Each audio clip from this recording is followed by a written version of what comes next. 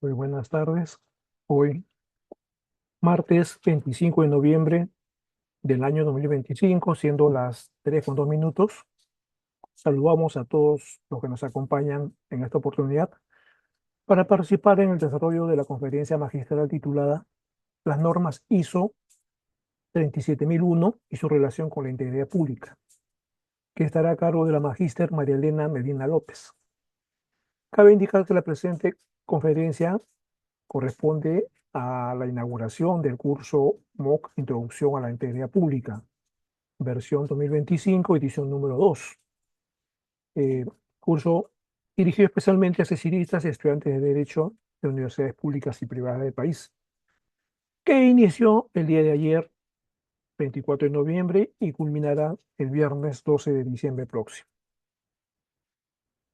Respecto a- al tema de hoy, dijimos que la expositora es la doctora María Elena Medina López, quien es magíster en Derecho Bancario por la Universidad Complutense de Madrid, España. Es docente de los cursos de Mercado de Valores, Derecho Bancario y Compliance en la Universidad Autónoma del Perú, con más de 14 años de experiencia en control interno, cumplimiento y gestión de riesgos, atendiendo a clientes de banca mayorista, grandes corporaciones, retail, en el sector privado y público. La presente conferencia tiene una duración de 60 minutos, luego de la cual los participantes podrán realizar las preguntas que consideren por el lapso de 30 minutos adicionales. Bien, entonces, cumplido con esta parte, dejamos ya en el uso de la palabra a nuestra expositora, la doctora Arielena Medina, para el inicio de su conferencia. Adelante, por favor. Muchas gracias, Jesús, por tu invitación, por la invitación del Minjus a exponer este tema, que es últimamente el tema de integridad, temas relacionados tanto a integridad como también corrupción. La ISO 37001 últimamente ha sido, pues, temas de carácter tanto público como también controversiales acerca de medidas implementadas dentro, sobre todo ahora que estamos viendo en particular al sector público. ¿Qué tipo de controles ayudan a que, por ejemplo, la ISO 37001 pueda desarrollarse dentro de un contexto del sector público? Si bien es cierto, siempre los controles implementados en su mayoría se enfocan más a un direccionamiento de buen gobierno corporativo que se relaciona a, en este caso, a la empresa privada. Sin embargo, cuando hablamos de lo público, ¿verdad? Eh, ¿Cuál sería, no? ¿Cuál sería el sentido o cuál sería en este caso el escenario en el que nos encontraríamos para poder aplicar ello? Es en ese sentido que voy a pasar ahorita a compartir, voy a compartir eh, la PPT asignada para el día de hoy, que justamente trata la norma ISO 37001 y su relación con la integridad pública. Qué cosa es para empezar una norma ISO? ¿No?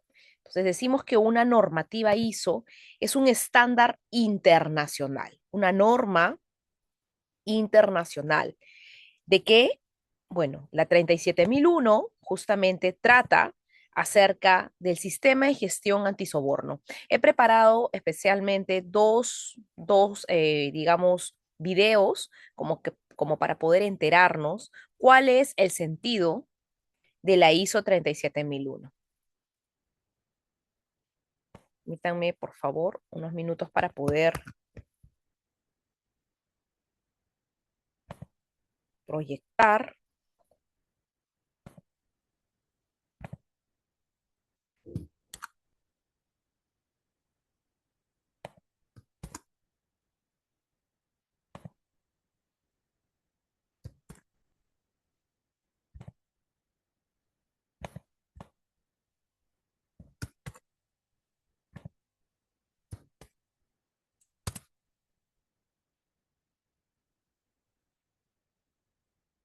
Voy a proyectar. Denme un minuto, por favor, chicos. Compañera de clase está siempre viajando por el mundo y tú sigues llegando justo a fin de mes. Te voy a contar el secreto que ella descubrió. Trabajas 12 horas al día y aún no... La ISO 37001 Sistemas de gestión antisoborno es un sistema diseñado para inculcar una cultura antisoborno dentro de una organización e implementar controles apropiados, posibilitando la detección de sobornos y reducir su incidencia. Cualquier organización puede beneficiarse de la norma ISO 37001, independientemente del tipo, tamaño y naturaleza de la actividad, ya sea en los sectores público, privado o sin fines de lucro. El cumplimiento de esta norma puede ayudar a implementar medidas sólidas y proporcionadas para reducir sustancialmente el riesgo de soborno basado en buenas prácticas reconocidas internacionalmente, proporcionando evidencia en caso de una investigación judicial. IBNORCA, organismo de tercera parte con años de experiencia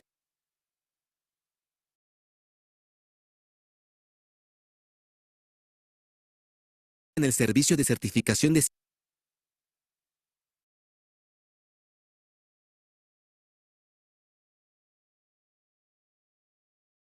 Uy. Bien, no era de mi interés que veamos una promoción, por así decirlo, solamente extraer esa pequeña parte para que podamos entender lo que es la ISO 37001. Cuán importante resulta siendo, en este caso, enmarcarnos en los sistemas de carácter preventivos, en los estándares internacionales preventivos asignados, mirados, girados, contextualizados dentro de, en este caso, en el entorno público. Que sí sabemos a la perfección cada uno de los que estamos aquí presentes, es el sector más vulnerable, con mayor incidencia y con mayor vulneración a este tipo de situaciones o a este tipo de irregularidades, ¿no? Aquello concerniente al soborno, corrupción, ¿no? Que últimamente ha flagelado nuestras instituciones de carácter público. Entonces, la ISO 37001 te ayuda a prevenir, a gestionar posibles riesgos que tú encuentres dentro de tu institución pública, en este caso. Un posible riesgo, por ejemplo, y lo vamos a mirar en las PPTs, es no saber a quién contratas, ¿correcto? O sea, no tener un filtro a la hora de contratar. ¿No? No saber qué tipo de riesgo puede tener esta persona. Y cuando digo qué tipo de riesgo inherente puede tener esta persona, no sabes si esta persona es una persona sentenciada en temas de soborno, de corrupción, no sabes si esta persona ha estafado, no saber si esta persona ha cumplido con los requisitos o las calificaciones suficientes como para poder desarrollar o desempeñar un trabajo de manera adecuada.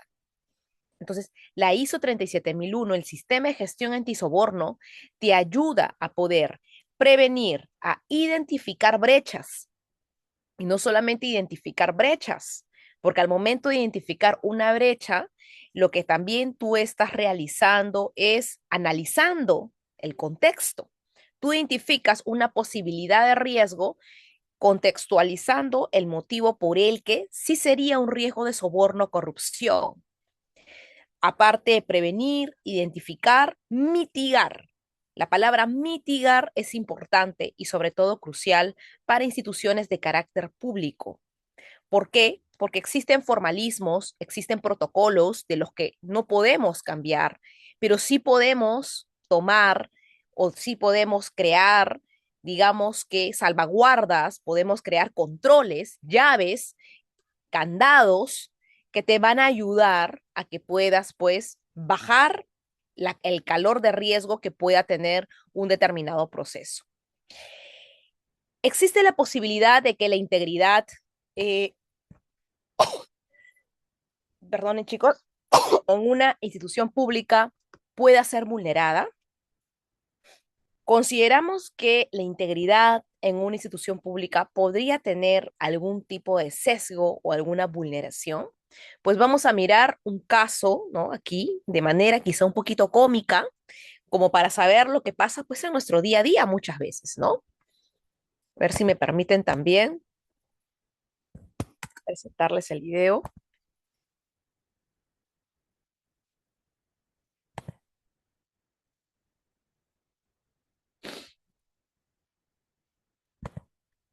Un minuto, por favor, chicos.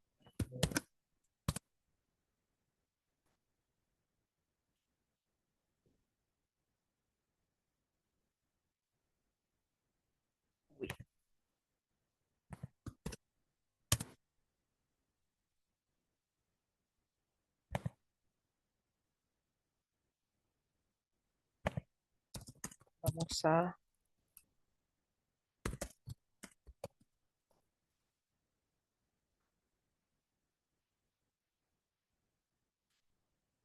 proyectarlo. Muy bien. Vamos.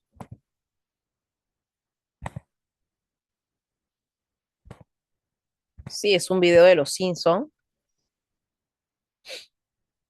que es bastante ilustrativo.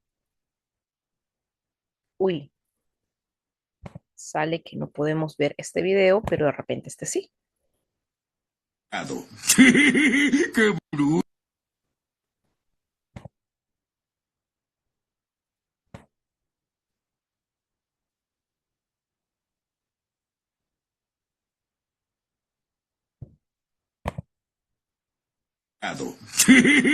¡Qué bruto! No quisiera cerrarles. ¿Podríamos llegar a un entendimiento? Yo entiendo. Creo que se refiere a... No te hagas. No interrumpas, hijo. Papi está hablando con la policía. Vamos a ponerlo así. Mi amigo se llama Billetín. ¿Ha visto algún billetín por aquí? No. Eres Bart. Ponga mucha atención y vea cómo guiño el ojo al hablar, ¿de acuerdo? Sí, señor. El hombre que busco en realidad, guiño, es Don Soborno. Guiño, guiño. Hay que lanzar los aros. Bueno, se acabó. Este juego se cierra. ¿Y ahora por qué? Nuestro juego, nuestra casa. ¿Qué pasó aquí? Cerró la policía. ¿Qué? ¿Y no lo sobornaste? Pues eso quería, pero nunca se presentó la oportunidad. Ay, Dios mío, nuestra vida iba en ese remolque. ¿Qué vamos a hacer?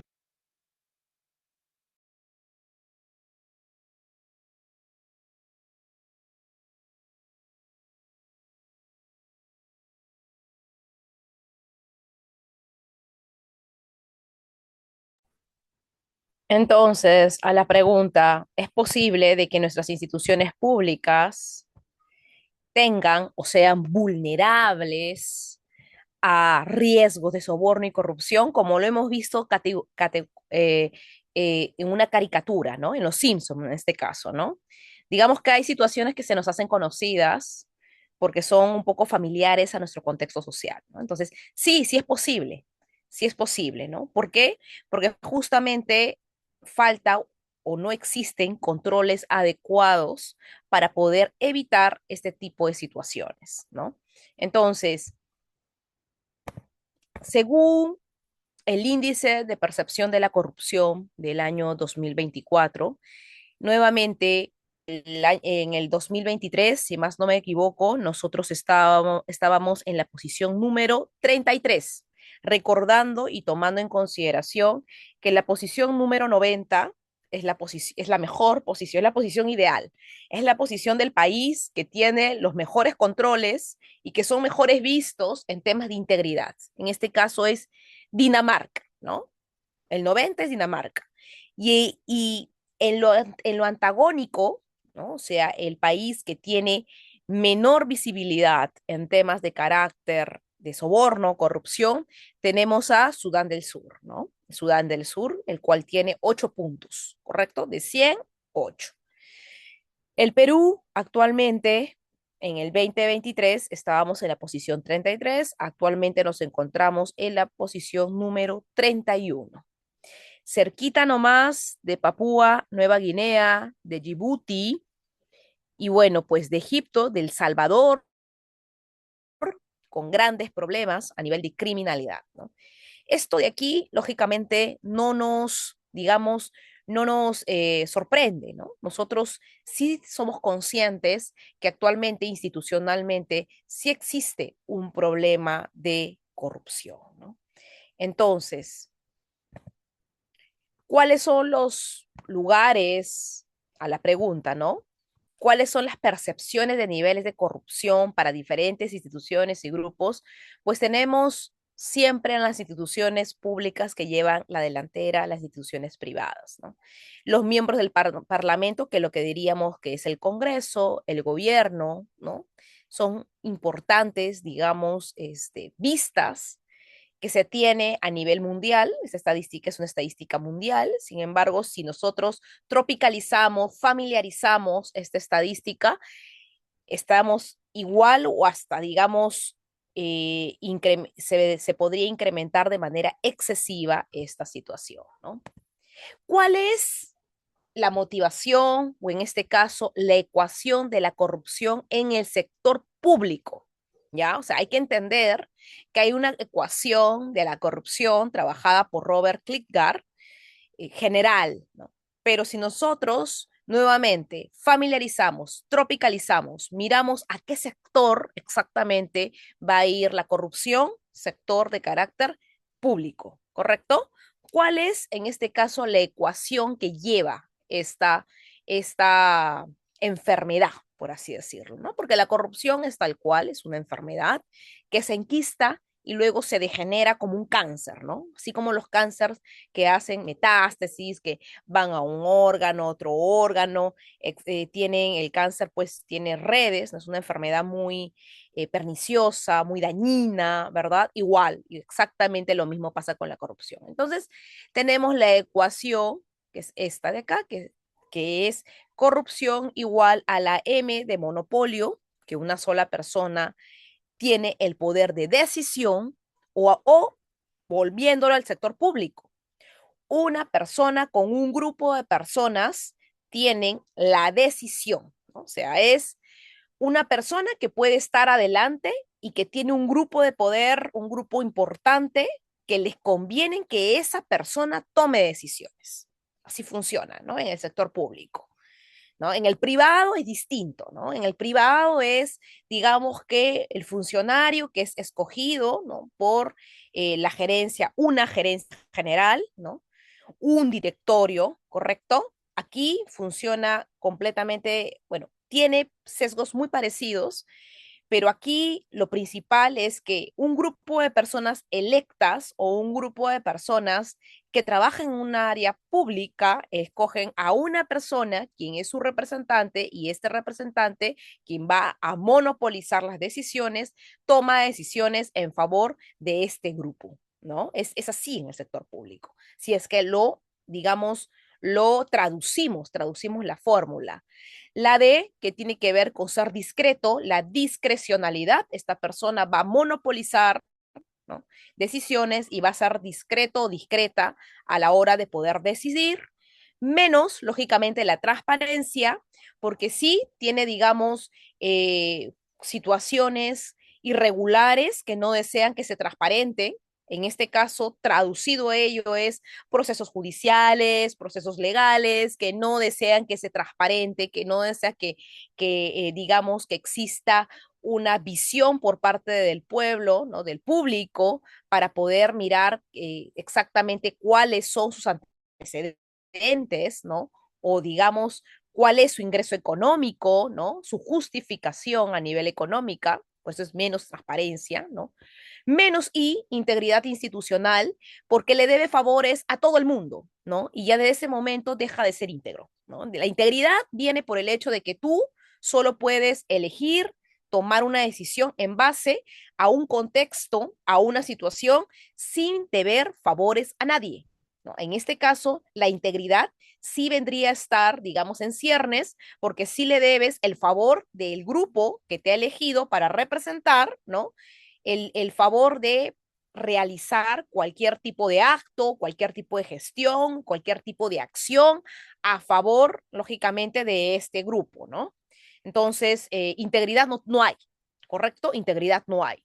Menos la R de responsabilidad de sanción, que implica cuando al tener tantos favores te empiezan a archivar tanto las denuncias y muchos otros procesos más, ¿no? Sobre la ética, que es la cultura ética del entorno. ¿Qué cosa es la cultura ética del entorno? Cuando, por ejemplo, decimos y cada uno de ustedes de repente se quedan ahí sentados, ¿no? Un ratito y Se ponen a reflexionar y dice, diga la primera palabra cuando hablamos de el Poder Ejecutivo, de el Poder Legislativo, de el Ministerio Público, de el presidente que tenemos actualmente, de lo que fuera, de los ministros, ¿no? La primera palabra. Esa primera palabra forma parte de la cultura ética, ¿no? Del sentido que tiene esa representación para ti y cómo se socializa ese entendimiento con otros. O sea, que si yo creo que X funcionario es, o digamos, ha sido elegido por un grupo de personas que no son íntegras y sé que esta persona es corrupta, ¿verdad? Voy a tener en mi cabeza que esa posición es una posición vulnerable y es una posición que no trabaja con integridad, ¿no? Sobre todo porque tenemos antecedentes, ¿correcto? O sea, los antecedentes cuentan mucho para el tema de la cultura ética. Si tenemos presidentes del Estado que han sido íntegros, tú cuando digas presidente de la República vas a decir integridad, cultura ética que va a tener todo el mundo justamente, o el resto de personas, justamente en razón de que no existe historia, ¿no? Contraria. Pero si tenemos presidentes que han sido o que son sentenciados, que tienen temas relacionados a corrupción, vemos y nuevamente nos situamos, presidente de la República, definitivamente alguien que puede pagar favores, alguien que puede, ¿no? Y nuestro entendimiento va a ser distinto, nuestro concepto del cargo no va a ser, pues, íntegro, ¿no? Ni mucho menos ético. Ese concepto forma parte de la cultura ética institucional del entorno. Entonces, esta ecuación es bastante significativa, ¿no? Es bastante importante porque nos ayuda a mirar cuáles son todas las aristas que contiene, en este caso, el contenido, lo que vendría a ser, ¿no? La integridad, la corrupción, en este caso, ¿no? Cuando aterrizamos a la ISO 37001, hace un momento hablamos de prevenir, que es gestionar riesgos, aplicar controles, fortalecer la toma de conciencia, ¿no? O sea, qué bonito, ¿no? Vamos a prevenir, vamos a gestionar los riesgos, vamos a aplicar controles, vamos a fortalecer la toma de conciencia. Perfecto, ¿no? Forma parte del objetivo. Segundo objetivo, la detección realizando auditorías, autoevaluación, reporte de inquietudes de soborno, o sea, realizando denuncias de soborno adecuadas, ¿no? Enfrentar, que implica aplicar el reglamento interno, aplicar los códigos manuales que se han desarrollado dentro de la institución pública, ¿verdad?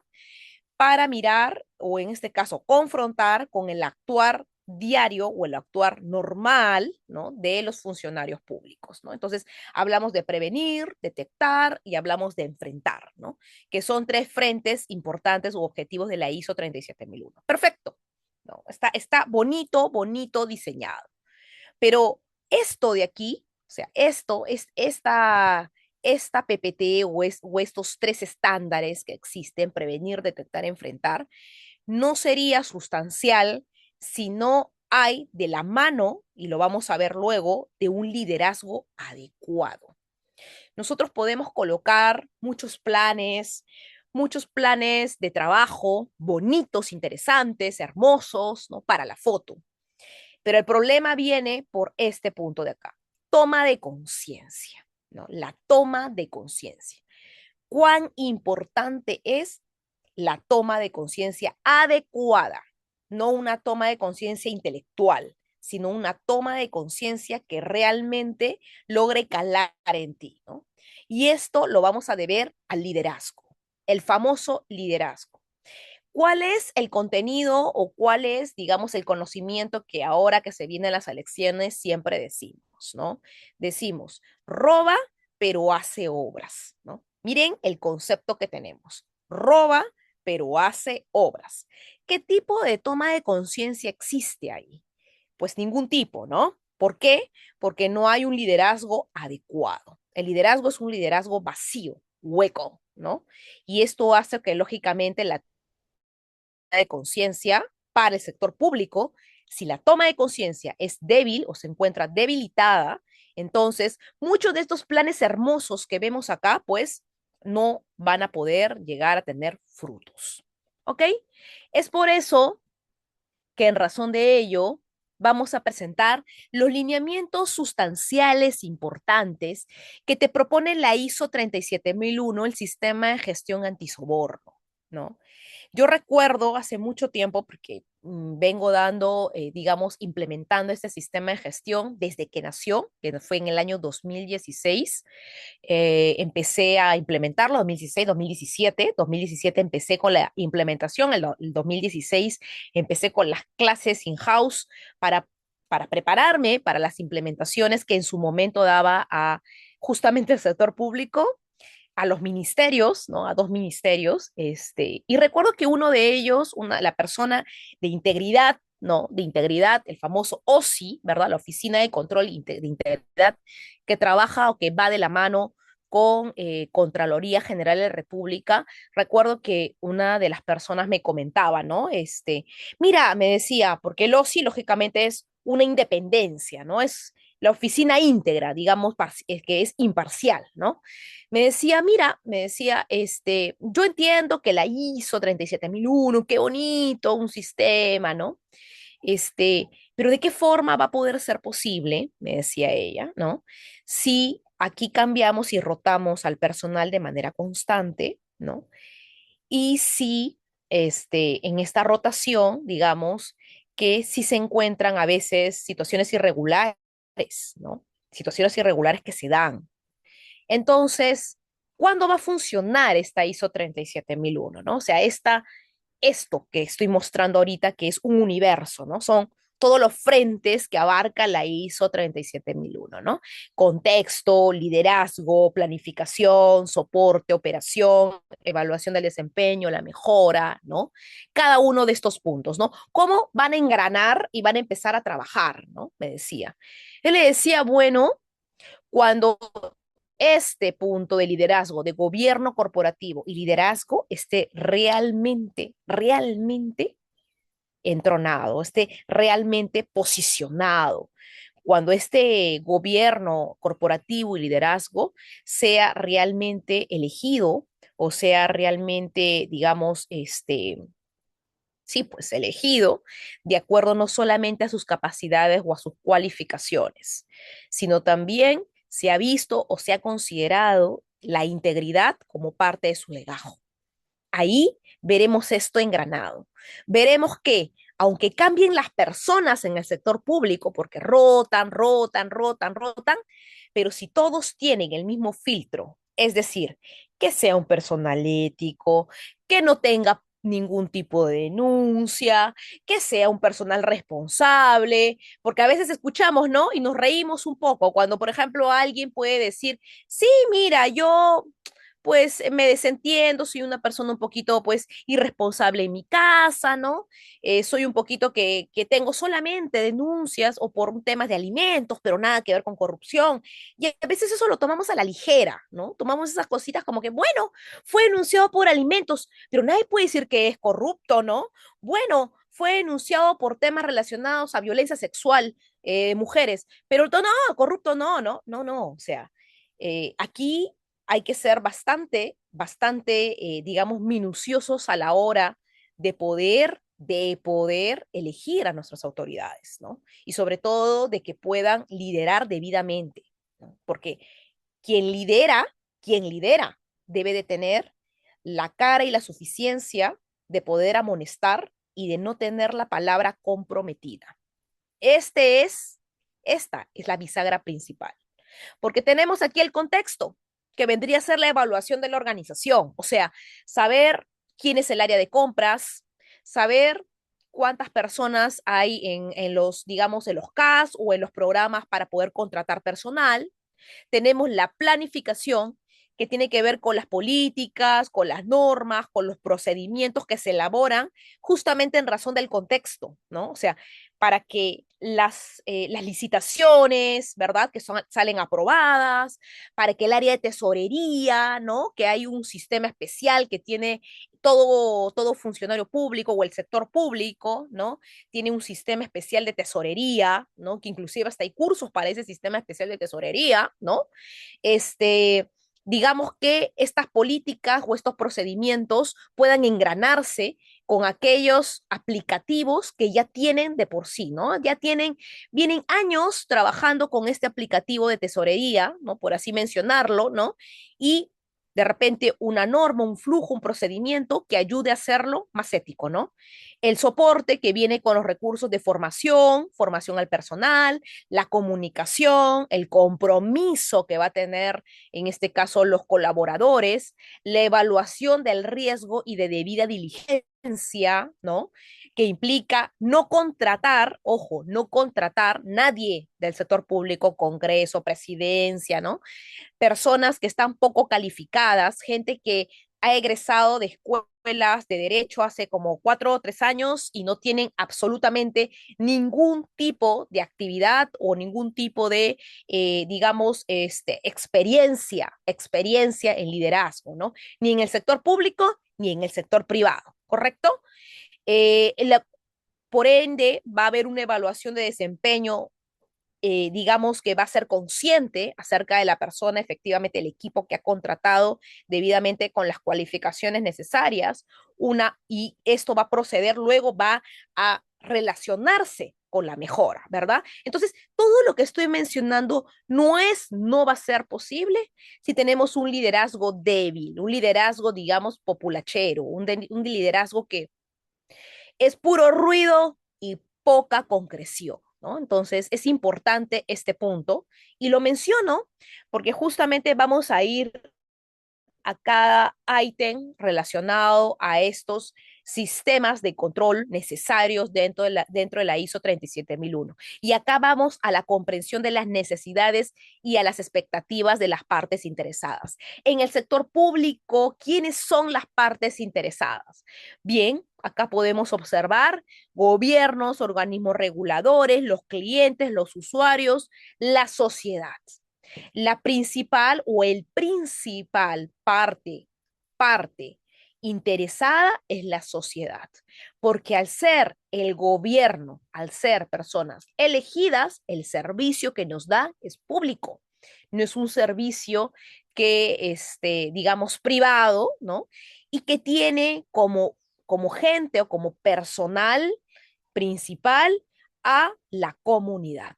¿No? La comunidad. O sea, nosotros somos los jueces, por así mencionarlo, ¿no? Las partes interesadas que vendrían a determinar quién entra y quién no entra dentro del gobierno.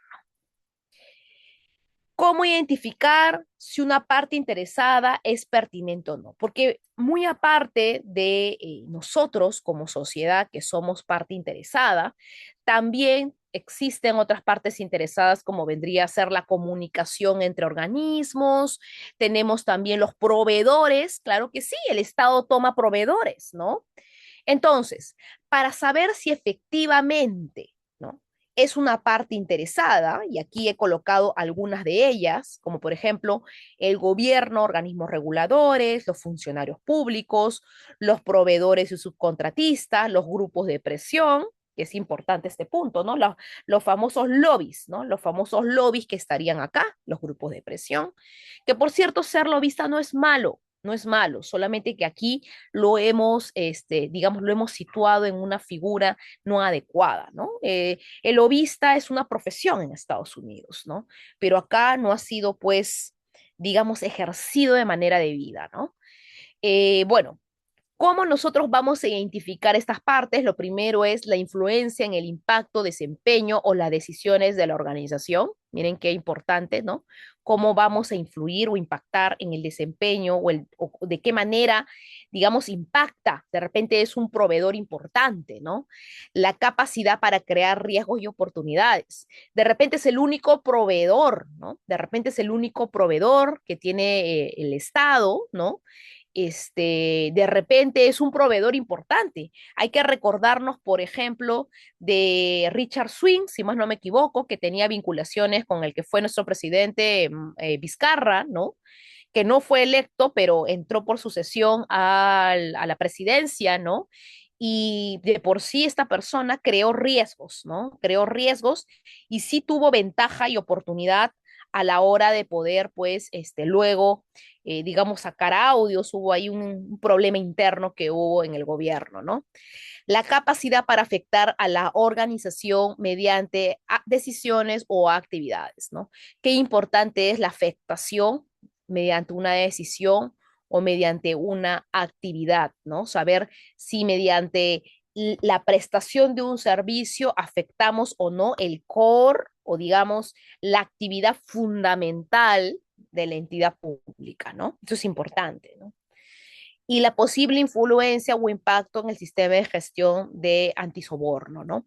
¿Por qué la posible influencia? Porque justamente nosotros al tener proveedores y subcontratistas, una entidad pública, al tener proveedores y subcontratistas con problemas, ya sea persona natural o persona jurídica, impacta de manera negativa en el sistema de gestión antisoborno. Es decir, todo lo hermoso que hemos visto aquí, esta mancuerna espectacular, que es un estándar internacional que se usa en Inglaterra, que viene de la anti-bribery, de la norma anti-bribery, ¿no?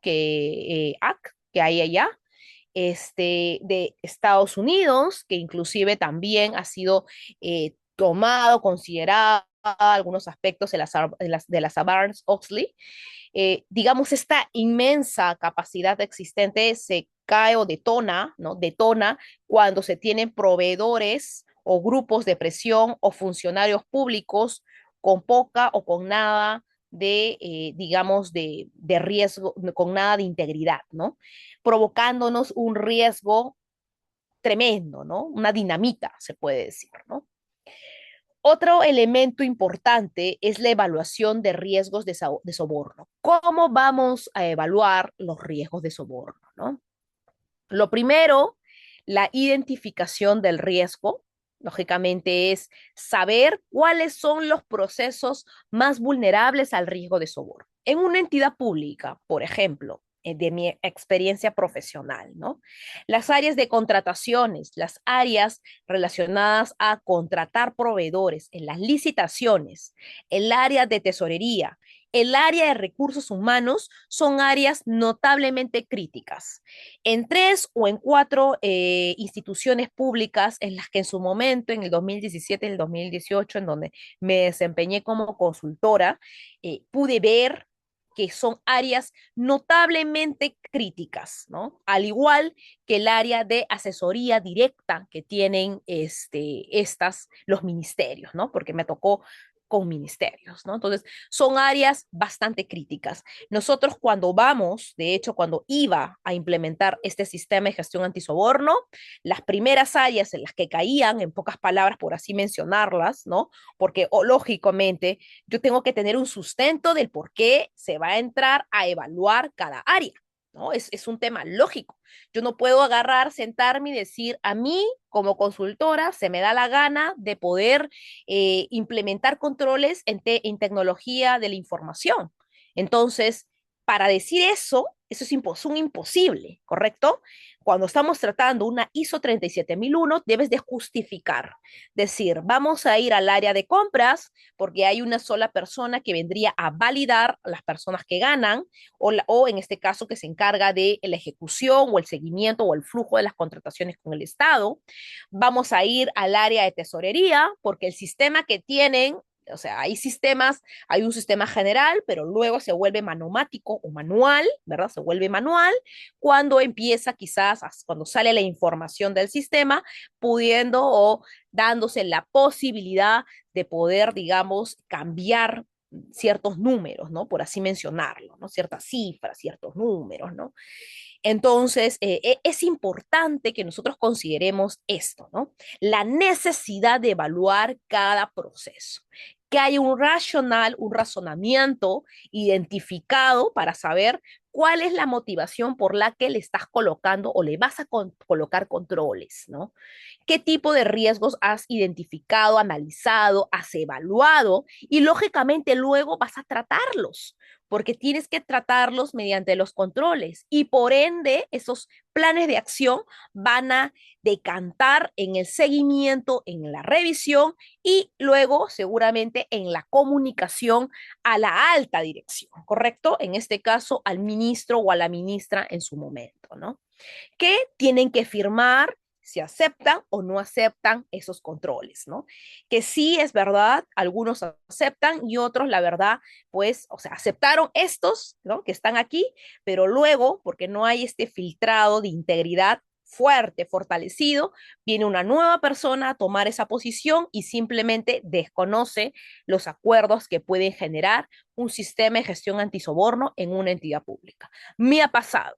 ¿Sí? Me ha pasado que en la época de un presidente firmamos acuerdos de integridad con la que fue en su momento la ministra de la Mujer, estaba la persona, la asesora, y luego sacaron a esta persona, vino otra persona y fue increíble, ¿no? Porque fue como que todo empezar de nuevo, porque todo necesitaban un razonamiento de todo. En verdad, querían, creo yo, evitar o evadir ciertos controles, ¿no? Entonces, esta evaluación de riesgo de soborno es importante y forma parte del corazón de todo sistema de gestión y más del antisoborno.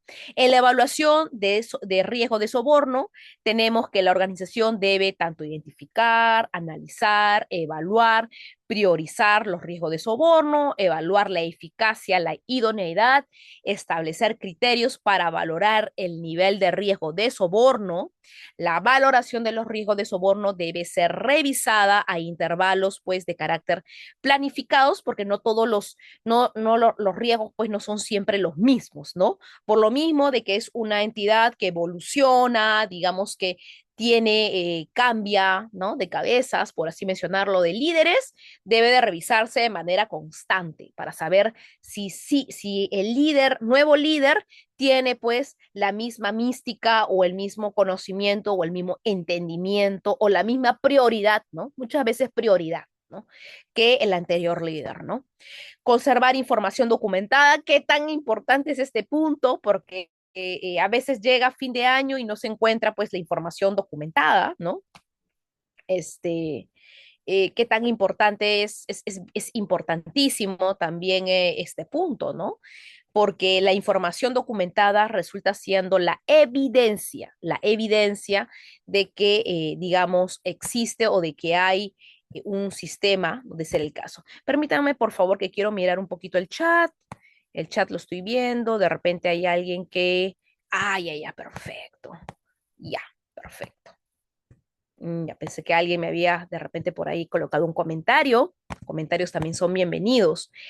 Los ejemplos de riesgo de soborno tenemos la solicitud por parte de un cliente para obtener determinados beneficios, ventas o licitaciones, aceptación por parte de un empleado de beneficios a cambio de eludir la aplicación de un procedimiento, operaciones, ¿no?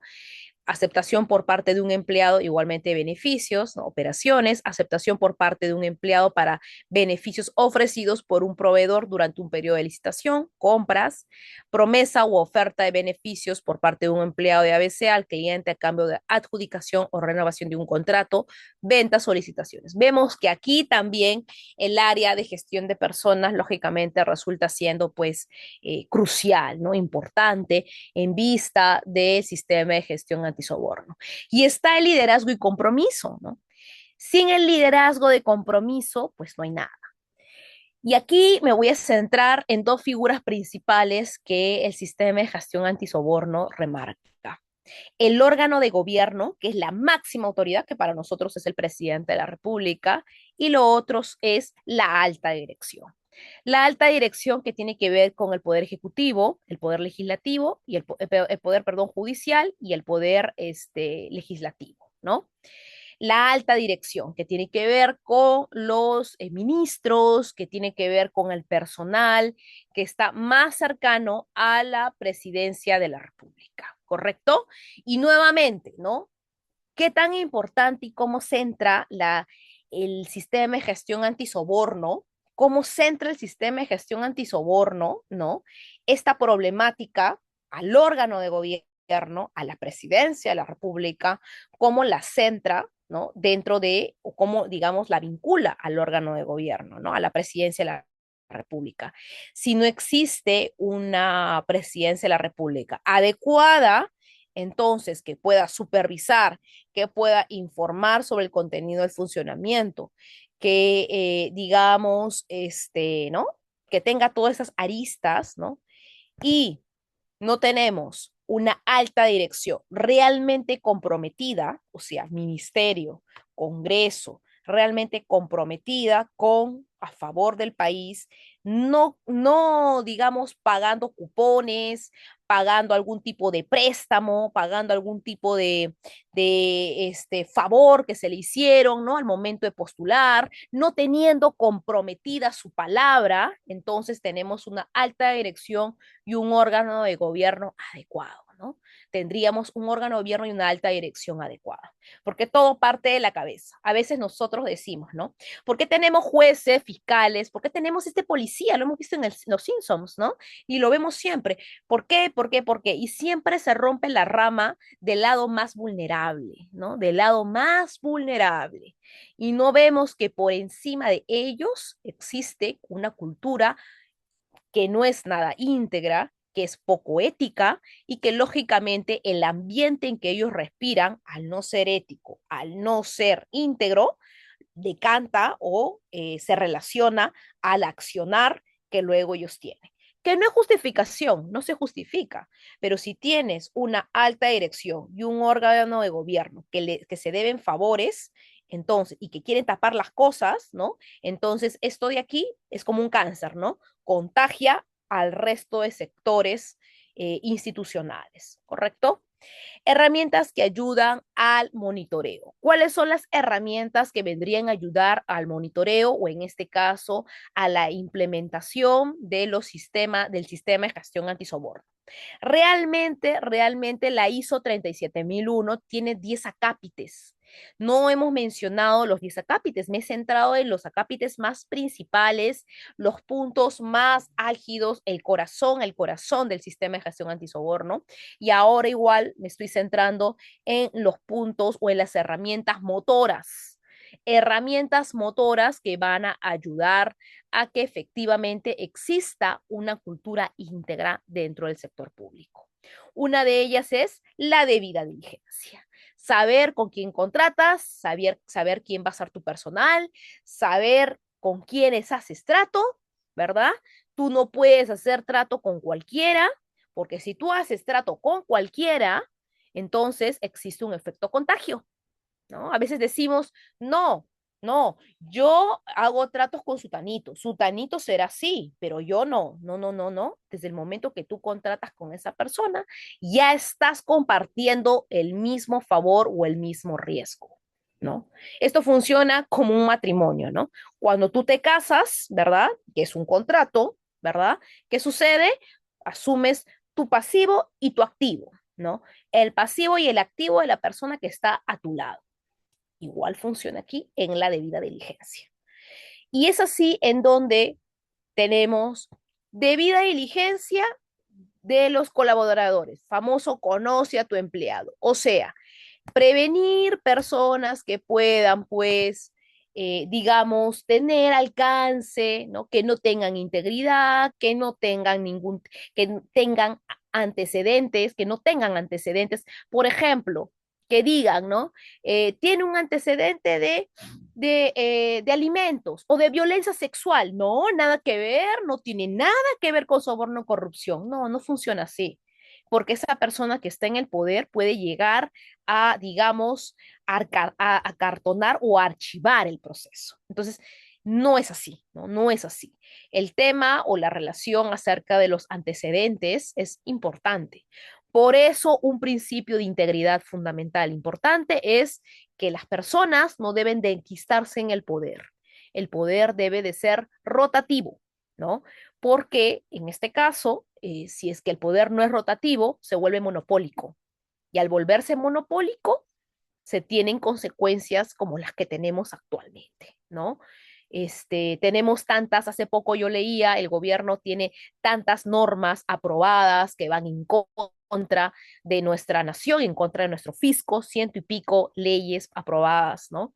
Y eso se debe, lógicamente, puede ser también, y de hecho lo es, al monopolio existente en el Perú que actualmente nosotros tenemos, ¿no? Entonces, qué importante es en este caso poder evaluar el historial, la veracidad de la información declarada, ¿no? Si te dicen que en la declaración jurada tenían 35.000, 45.000 soles y que vivían en un rancho o vivían en una quinta, ¿no? De cualquier avenida y de la noche a la mañana tienes un dúplex, tienes una casa pues de playa, de campo, te vas a Miami, ¿no? Tienes 3 o 4 carros, hay un problema, ¿no? Entonces ahí, por ejemplo, saber si realmente su información declarada es veraz o no es veraz, ¿no? De manera contable y de manera transparente. Detectar los conflictos de interés real o potencial. Para el sector público esto es importantísimo, ¿no? Más que el privado, ¿no? Porque en el privado, siquiera con la plata, pues que ellos producen, ¿no? Realizan, como quien dice, ¿no? Es la plata de la empresa, ¿no? Realizan este tipo de juegos, también es importante, ¿no? Pero en el público es plata pública, plata de nosotros, ¿no?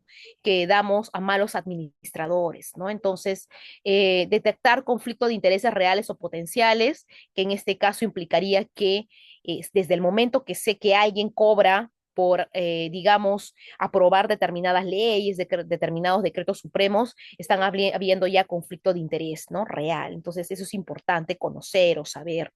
Promover una cultura de integridad, la promoción de una cultura de integridad resulta siendo importante. Si no tenemos una alta dirección, un gobierno, un presidente de la República, una alta dirección, o sea, miembros de un gabinete íntegros, ¿no? Con experiencia real, entonces estamos hablando de nada, ¿no? Eh, Hemos hablado de justamente aquí, ¿no?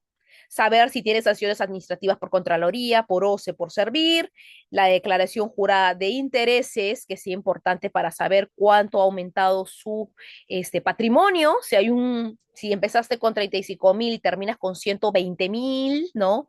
O te has comprado en efectivo propiedades, entonces ya, ¿no? O sea, digamos que te darás cuenta que de lo que no eras nada, ahora que eres congresista, ministro, ¿no? Hay algo, ¿no? Hay algo que no, que está siendo inconsistente, ¿no?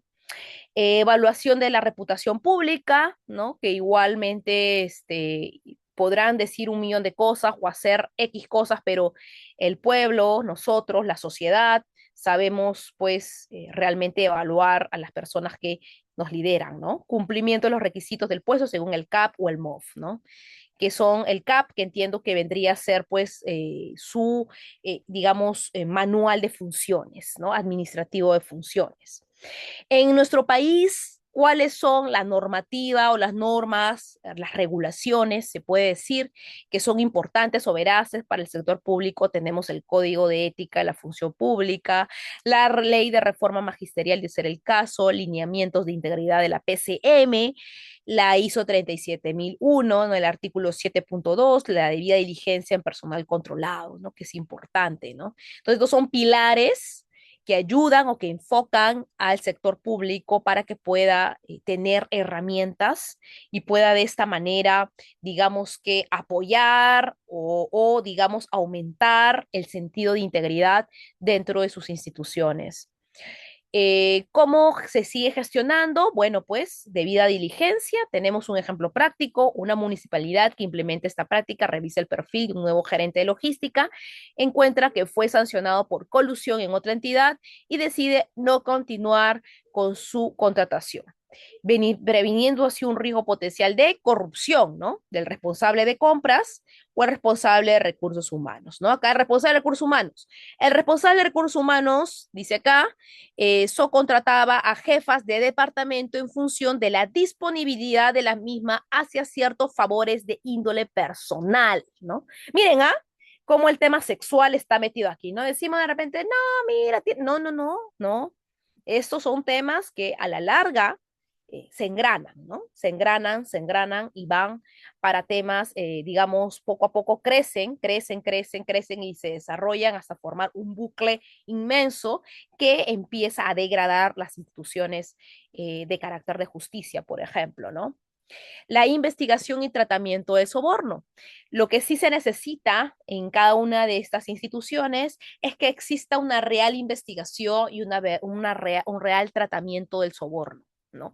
Como por ejemplo la cooperación en la investigación, que existan medidas apropiadas, que exista sobre todo la confidencialidad. Eso es un motor importantísimo. La confidencialidad. Es importante que a la hora de poder investigar y tratar el soborno, la confidencialidad sea uno de los principales, pues, motores a seguir, ¿no? El canal de denuncias, que es un mecanismo confidencial, seguro, que va a permitir a trabajadores, ciudadanos, proveedores u otras partes interesadas reportar conductas de carácter indebidas ocurridas dentro de la municipalidad sin temor a represalias, ¿no? Los objetivos del canal de denuncias en una municipalidad: detectar posibles actos de corrupción o faltas éticas, prevenir riesgos legales, reputacionales y financieros, fortalecer la transparencia y la rendición de cuentas, promover una cultura de integridad institucional, cumplir con estándares internacionales como la ISO 37001 y recomendaciones de la Contraloría de la República, la Contraloría General de la República, ¿no? Entonces, los canales de denuncia resultan siendo importantes porque te ayudan a establecer una cultura de integridad. Te ayuda a llegar a los sectores en donde quizá no es visible, pero sí existe, ¿no? De repente hay algo, pero nadie lo ve, y justamente los canales de denuncia te ayudan a poder visibilizar estas posibles falencias que puedan existir, ¿no? Relacionadas sobre todo a las faltas éticas y otras más, ¿no? Esto de aquí, por ejemplo, ha resultado un poco veraz cuando en el Congreso se denunció que hubo una banda, si más no me equivoco, de personas que contrataban a personas que ejercían, chicas que ejercían la prostitución, ¿no? Y ahí nombraron varios puestos, ¿no? Varias personas que hoy en día se encuentran en posiciones públicas, ¿no? Y que lógicamente este canal de denuncia o la denuncia interna sirvió un poquito para darnos cuenta lo que existe debajo de la institución, ¿no? La institucionalidad. Por último, tenemos el tipo de canal, ya sea ejemplo, de presencial, la oficina de integridad, control interno, a nivel telefónico, la línea directa con personal autorizado, la virtualidad también es importante, que existe un buzón físico también, el app móvil, un sistema externo asociado a portales de integridad. Todos estos son canales de denuncia necesarios, indispensables, que se requieren, que se necesitan para poder, pues, digamos, denunciar actos irregulares, actos que realmente no ayudan o que pueden, sin lugar a dudas, no hacer visibles a la población, ¿no? Que justamente que ahora estamos en elecciones, espero que todas estas consideraciones sean tomadas en cuenta antes de poder elegir y poder tener un órgano de gobierno íntegro, una alta dirección también íntegra, ¿no? Porque sabemos que cualquier punto irregular que exista en estas instituciones va a decantar a que ningún control de integridad pueda funcionar. Esto, en pocas palabras, y ya para concluir, funciona de la siguiente manera. Alguien que está metido en temas de corrupción, en temas de malversación de fondos, en temas relacionados a la justicia, quizá procesos que han sido archivados de manera injusta, quizá temas de pago por proyectos de ley, ¿no? No te puede decir, esto fue antes, ahora soy otra persona, vivamos del presente. No, porque tiene una catadura, o en este caso una integridad que vendría a estar, pues, digamos, condicionada.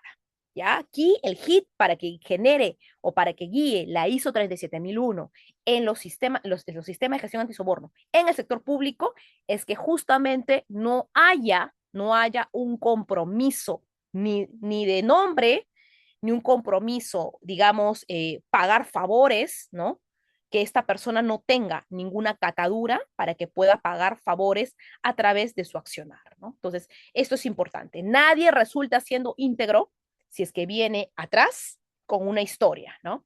Que a la larga puede generar un lastre mayor que implicaría, en este caso, la degradación de cada una de nuestras instituciones públicas. Muy bien, esa ha sido toda mi exposición. Muchas gracias por invitarme. Ha sido un honor compartir esta sesión y sobre todo tratar esos temas que a mí me apasionan y de los que siempre pues me he visto vinculada desde que inicié mi práctica profesional. Muchísimas gracias. Muchas gracias de nuestra parte, más bien, mi estimada doctora María Elena Medina.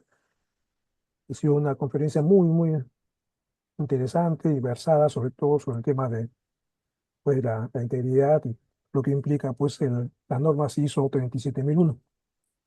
Pues, tenemos algunas preguntas que Sí, están en la caja de preguntas y respuestas. sí, voy Por ahorita a la favor, caja sí, de por favor. preguntas y respuestas. Vamos, perdónenme, este es el chat y acá tenemos la caja de preguntas y respuestas. Ya, me preguntan, ¿cuáles serían las otras ISO que podríamos utilizar en una institución? Toda vez que la ISO 37001 solo es antisoborno y para el resto de delitos asociados que pueden darse dentro de la organización, peculado, tráfico de influencias, abuso de autoridad. Muchas gracias. Excelente pregunta, te agradezco, Orlando. Como sabemos, soborno, colusión, corrupción, la corrupción tiene distintos aristas, ¿verdad? Esto funciona como el lavado de activos, ¿no? En el lavado de activos nosotros decimos no solamente narcotráfico, sino también tiene que ver con temas de tráfico de influencia, también tiene que ver con temas de corrupción, de colusión, también de soborno, por supuesto que sí. Lo que tú me mencionas de delitos asociados al peculado también está, digamos, implicado, el tráfico de influencias también, el abuso de autoridad de manera indirecta también, ¿no? Entonces, esta ISO te ayuda a poder reforzar todas estas aristas o todos estos delitos que tú bien has mencionado. Ahora, que haya normas ISO que se complementen, claro que sí, las hay. Por ejemplo, está la ISO 19001 que tiene que ver con temas de gestión de riesgo, ¿no? También, ¿no? Entonces, sí existe normativa ISO que puede complementar a la ISO 37001. La siguiente pregunta es, ¿qué tipo de metodología se usa para la evaluación de riesgos? Muchísimas gracias por tu pregunta. El tipo de metodología para evaluar los riesgos, en este caso, es, primero, la metodología consiste en saber cuál es el flujo, o sea, la metodología, existen distintos tipos de metodología, ¿ya? Pero la que es base, ¿verdad? Es que tú conozcas el proceso, el flujo, el procedimiento completo y que en ese procedimiento tú puedas identificar posibilidad de monopolio en la decisión que tome el jefe o la cabeza, ¿no? Eso es lo importante, ¿no? El monopolio, lo primero que tendrías que ver es el monopolio, ¿no? Ahora, tú quieres aplicar metodologías de riesgo, digamos, de probabilidad, impacto, ¿no? Que hay, porque hay matrices de riesgo que te dan probabilidad, te dan el calor de probabilidad, impacto, ¿no? Sí, lo podrías hacer también, te ayuda de acuerdo a una valoración, ¿no? Probabilidad, impacto, y hay un mapa, un esquema con valores que te ayudan a saber cuán efectivo es esa área o ese proceso en contraste con, digamos, controles de soborno o de corrupción, ¿no? La siguiente pregunta, ¿de qué manera puede garantizarse que la implementación de la ISO en las entidades públicas resulta realmente efectiva? Si la Oficina de Control Institucional y la Procuraduría Municipal continúan dependiendo orgánicamente de la misma entidad que deben fiscalizar, carecen de supervisión autónoma y no evidencian el cumplimiento estricto de sus funciones, generando escenarios de corrupción, hostigamiento laboral y rotaciones arbitrarias que no se ajustan al perfil profesional de los servidores. Muy buena pregunta y la respuesta es parte de lo que hemos estado hablando en la reunión, ¿no? Como tú bien dices, ¿no? Está todo conectado, ¿correcto? La OSI funciona a través de la Contraloría General de la República.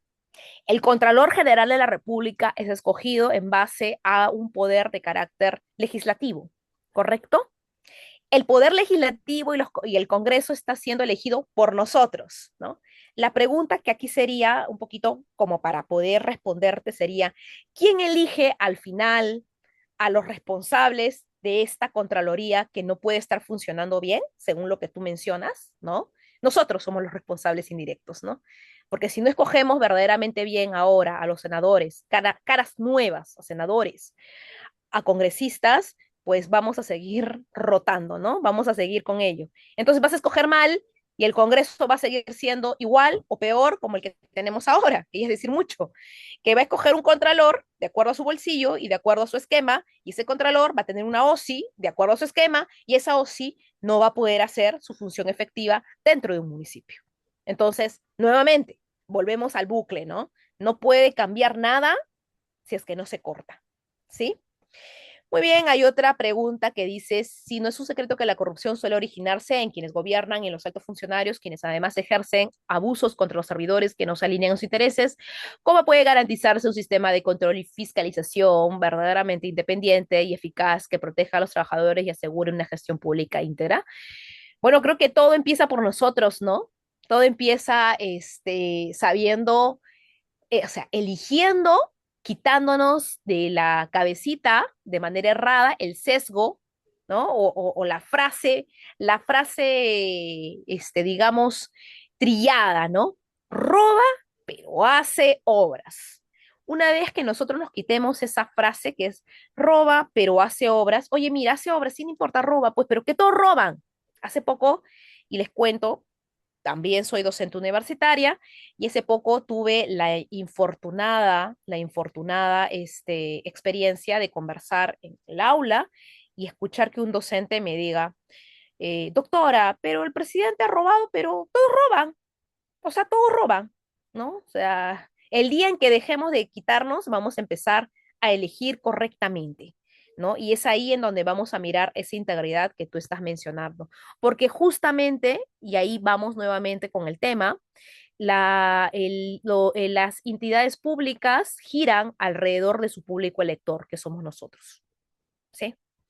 Muy bien, siguiente pregunta. ¿Qué medidas se tienen previstas dentro del marco de control, fiscalización y mejora continua que promueve la implementación de una norma ISO en el sector público para garantizar que la expresidenta vacada Dina Boluarte no acceda a beneficios o prerrogativas que no le correspondan legalmente, considerando las grandes observaciones realizadas a su gestión y el impacto que estuvo en la ciudadanía, en la confianza ciudadana?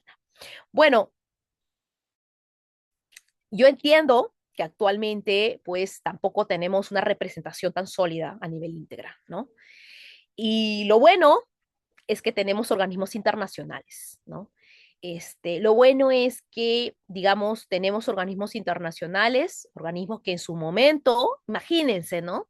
Si se llegó a dinamitar un gobierno tan corrupto y tan establemente corrupto como lo fue en su momento, el de Fujimori y Montesinos, con los Vladivideos y todo lo que se dio en su momento, ¿no? Si se llegó a sentenciar, ¿no? A pesar que todos sabemos, porque hay investigaciones, ¿no? Y porque hay videos y evidencia, ¿no? Digamos, los poderes de carácter judicial, jurisdiccionales, estaban enfocados en poder tapar, ¿no? Archivar, ¿no? No tanto como, bueno, ahora también, ¿no? Pero antes era más, ¿no? Imagínense, era inmensamente, ¿no? Sin embargo, los organismos internacionales siempre han sido un brazo de apoyo, ¿no? Para nosotros, porque nos han ayudado inclusive a, por ejemplo, a mirar la desaparición de Barrios Altos, ¿no? A poder sentenciar, ¿no? A estos criminales. Sí, considero que si no lo tenemos aquí, jurisdiccionalmente, internacionalmente, sí, sí es posible, ¿no? Si es que lógicamente no sabemos votar a conciencia, ¿no? A renovar sobre todo. ¿Cómo se relaciona la implementación de la ISO 37001 en el marco de integridad pública y lucha contra la corrupción en el Perú?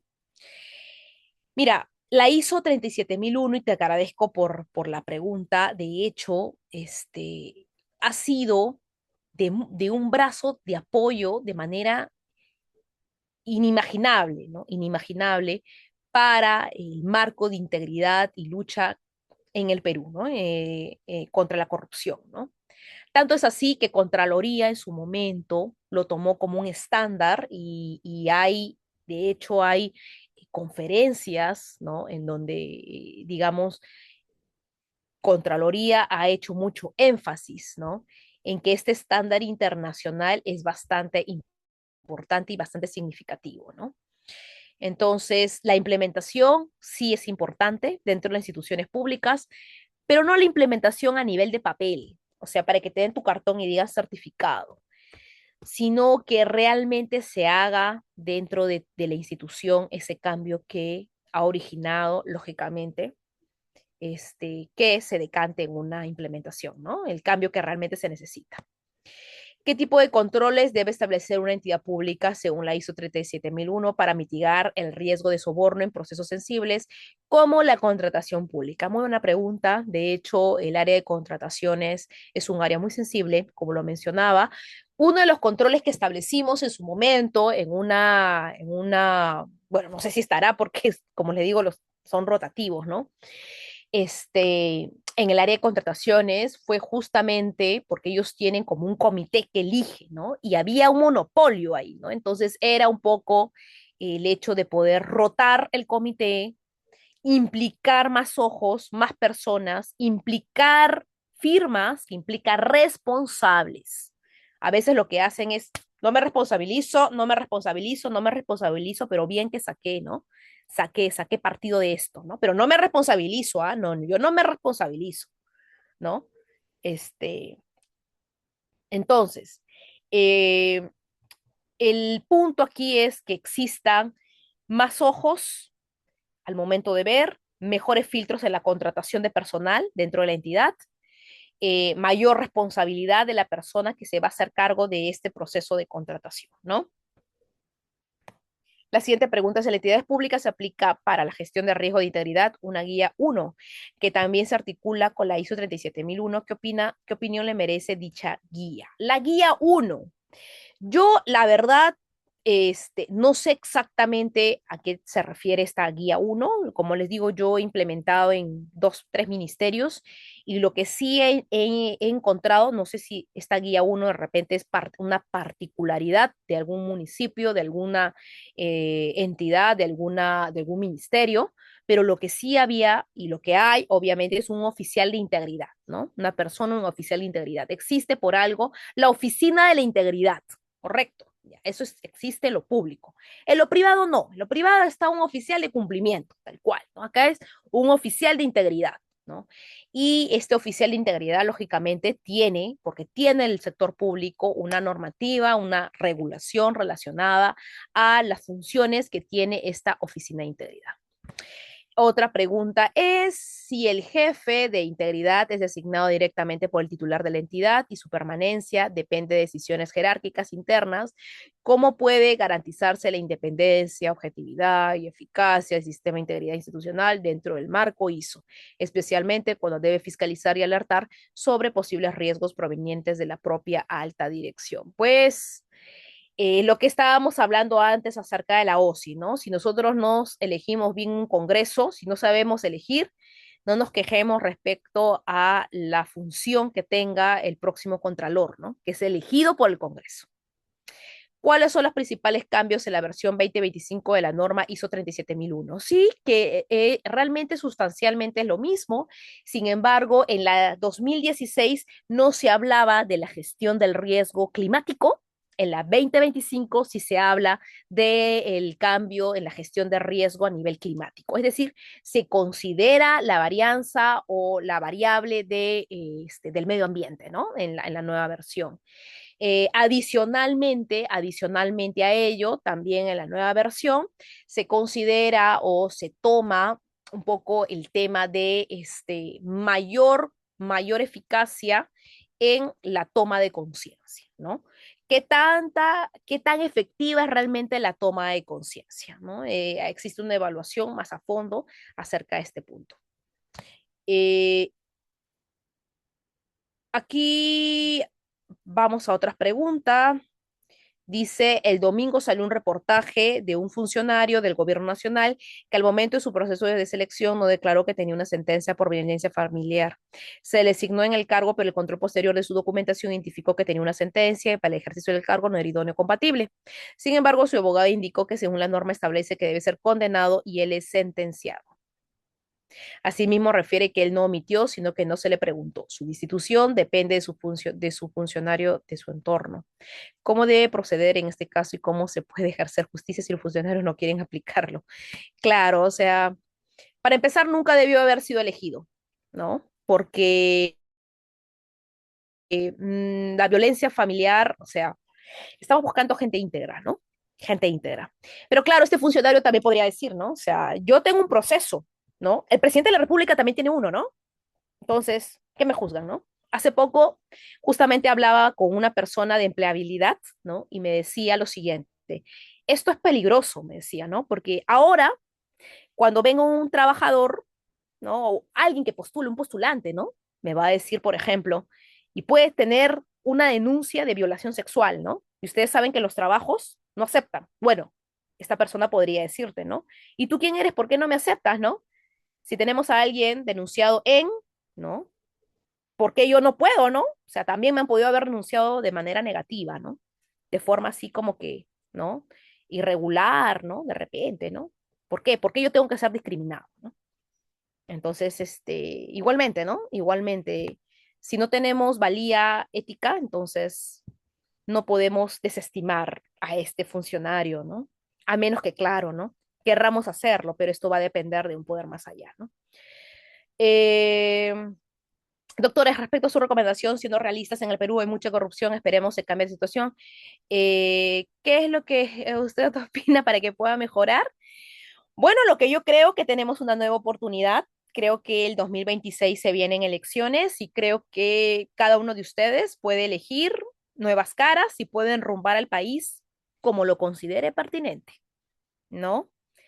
Ojalá para bien, ¿no? O sea, ¿qué es lo que recomiendo? En este caso, recomiendo informarse adecuadamente de la persona que ustedes van a elegir, ¿no? Recomiendo escuchar, recomiendo leer, recomiendo no creérsela, ¿no? No porque te remangues las manos vas a ser parecido a Bukele, no porque enseñes, no sé, el 13 vas a ser como la chicholina de Italia, no, no, esas son políticas populacheras, ¿no? Nosotros nos merecemos cosas, nos merecemos un escenario político mejor, ¿no?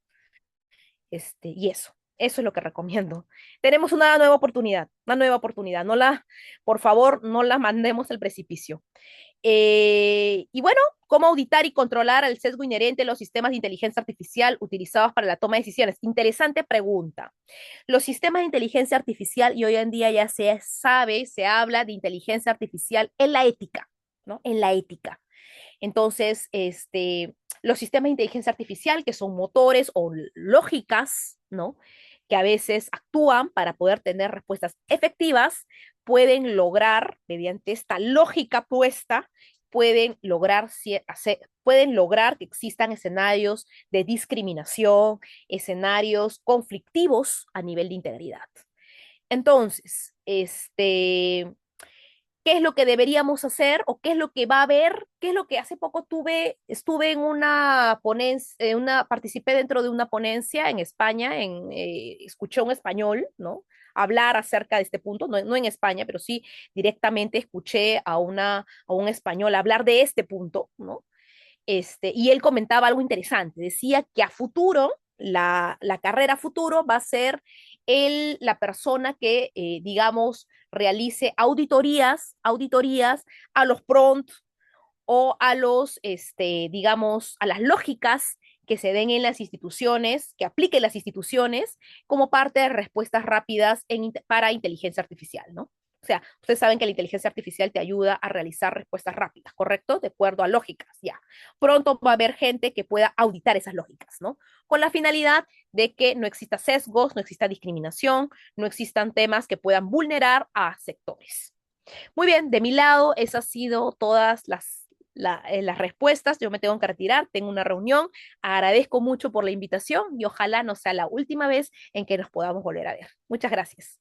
Con seguridad que no va a ser la última vez, estamos ya coordinando porque este tema pues tiene que ser analizado con mayor continuidad, así que agradecemos realmente a la doctora María Elena Medina por compartir su tiempo, realmente que es muy valioso con nosotros, sus conocimientos en este tema tan interesante. Entonces, sí, de verdad que la comprometemos ya desde ya y le agradecemos también por esa disposición para seguir, digamos, en estas tareas de capacitación. Muchas gracias y a los participantes también por participar. Entonces será hasta la próxima oportunidad. Muy amable. Gracias. Sí, a los que están participando en el curso, solamente en esta conferencia, se les invita a que participen en el curso. Aún están las inscripciones abiertas hasta el día de mañana. Es un curso que tiene 33 horas de duración. Que la certificación a nombre del Ministerio de Justicia sale con esa cantidad de horas. Por lo tanto, creo que es un curso bastante interesante y que pues esperamos pues que los que han participado en esta conferencia puedan participar, digamos, en ese curso. Ya el link de inscripción al curso se les ha compartido en el chat en el transcurso de la conferencia. Entonces, sin más, ya nos despedimos hasta la próxima oportunidad. Muchas gracias y hasta la